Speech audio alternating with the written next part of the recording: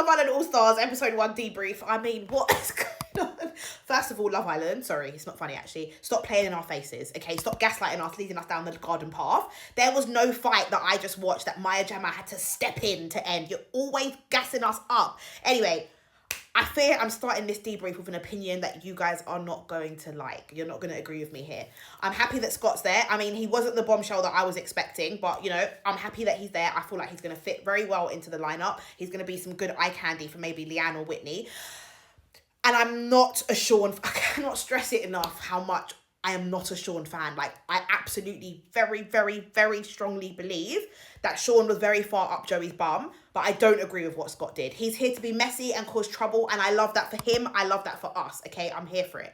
But I felt like what he just did to Sean was very humiliating, and there was just no need for it. I feel like there's fun messy, and then there's like mean messy, crossing the line messy, and I just feel like he got a bit too personal. I would have preferred it much more. It still could have been like fun messy. Like, he could have just done it in a different way that wasn't so humiliating and demeaning. Okay, anyway, now talking about the episode. First of all, so many times in that episode. Helena, Sean, Tommy, But I am willing to give everyone a fresh, clean slate, or I was willing to give everyone a fresh, clean slate. I can't help it if people have cringed me out already. Sean and Tommy, with so much respect, they make my nipples like invert. Sean rubbing his hands, calling himself the king, saying that he's a 10 out of 10 because he's grown like 24 hairs on his chin. No, thank you. But I will give Helena some credit because I did feel like she was going to come in and try to kind of like repackage herself as somebody else. But she's still being her authentic self, so good for her. So we started with this game, and everything I feared would go wrong with this season has already started, okay? Lots of pre-existing connections, so people are written off from the jump, and a lot of forced chemistry. Belle chose Ciaran, Leanne chose Sean, Whitney kissed Tommy? I mean, what the fuck? Also, sorry, what was going on with Sean and Tommy being the top picks? Am I missing something? Do you see Charlie standing there? Okay, now let's talk about the couples. Bro, I can't trust you lot to do nothing. When Whitney said, oh yeah, I'll couple up with anyone, like I'm easy, what she meant was, I don't care who I couple up with because I am equally unattracted to all of these people, right? And I feel like her guy's gonna be a bombshell, maybe Scott. Bro, you lot are so fucking hilarious and messy, and I love it. I am here for it, okay? And no offense, knowing Helena, okay, the fact that Charlie has called her names and probably doesn't like her is going to make her probably fall in love with him.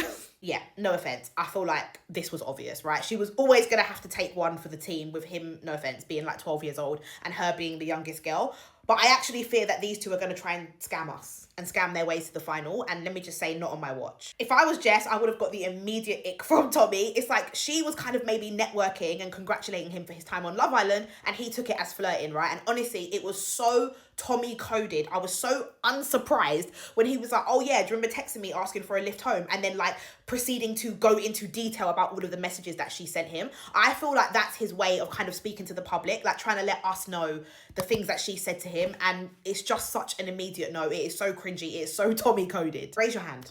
Come forward. Expose yourself. If you are somebody who voted for Ciaran and Millie, what did Millie ever do to you to make you put the 29-year-old woman who wants to settle down with the freshly 23-year-old boy whose priority is snogging? In his own words, as expected. Listen, I'm here for him and Belle, but I am absolutely always here for chaos and madness. Actually, so here for these two, way more than I'm here for Belle and Ciaran, like, no. But what I find very interesting, Shaq, he started off by saying, oh yeah, we broke up because I called the girl beautiful. Immediately, liar. I knew he was lying, okay? And then all of a sudden he's telling Belle, oh, it's because I got a lap dance. Did you call the girl beautiful? Did you get a lap dance? Or was it both? And what I think happened was that Shaq realised, oh, Tanya's brethren are in the villa. I'm not going to be able to lie about this, right? But what I absolutely loved in that conversation is that Belle could have been a pick-me like maybe some of her other castmates and been like, oh yeah, you know, don't worry, it wasn't that bad. But she's like, no, I don't rate that. Like, I'm low-key judging you. Okay, now quickly just touching on some of the other couples and individuals. With these two, I'm just not seeing it. I know that she wants him because he's the oldest boy, but I'm actually just getting the vibe that Millie doesn't want to be there at all. And honestly, I'm getting very confused. One minute Liam's got a girlfriend, then he's a rumoured bombshell.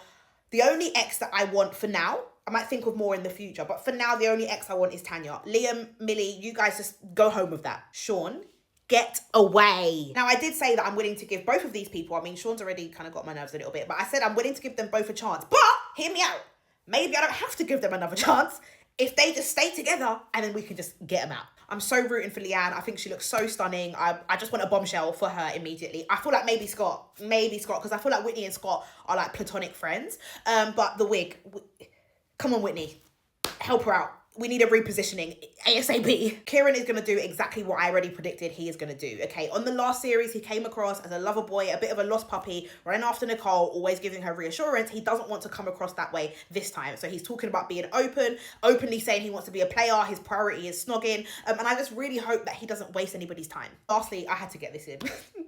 Jack, you should know on reality TV, you must never ever say it can't be worse than last time. You must never say that, okay?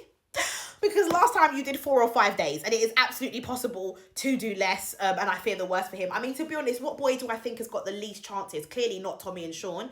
Yeah, probably Jack. Very sorry to say. Anyway, that was an all right first episode. The first hour and 20 minutes was... It didn't really spice up till the end, and even that, I was a little bit uncomfortable with that. That felt like bullying for me. Sorry. I know you guys are not going to agree. Anyway, I'm ready. I'm ready for you guys to get me in the comments. See you guys tomorrow night for the next debrief.